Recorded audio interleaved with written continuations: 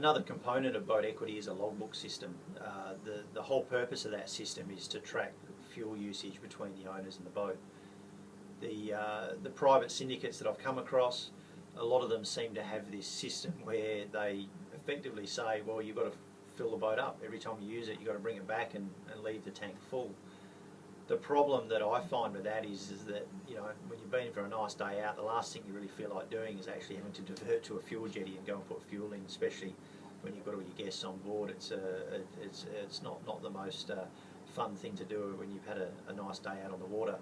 The other thing is that a lot of boats can actually hold a lot of fuel. So you might have a boat that can hold 1,000 litres. You might have only gone out for a quick little cruise and used 20, 30, 40 litres, and you've got to go to a fuel jetty just to replace that. So it's not a very efficient use of your time or an efficient use of the capacity within the fuel tank. So Boat Equity's got a logbook system that involves having a duplicate logbook kept on board that we provide you. You complete that logbook every time you use the boat. The logbook caters for two different methods of tracking the fuel usage.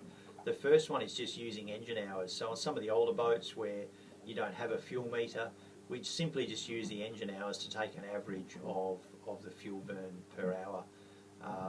Not an exact science, but averages out over time, and it is again very fair between all the parties. The other system is a fuel meter method, which a lot of the more modern boats have now, where effectively you can take a reading when you hop on board and when you finish your voyage at the end of the day, and take a reading of the actual fuel burned on your voyage. So that information all gets recorded into the Boat Equity logbook. You then take that home, enter that information into the Boat Equity software, and then all that information will appear in your monthly report. So it saves you lots of trips to the fuel jetty. I suppose the obvious question is then, well, who does fuel the boat?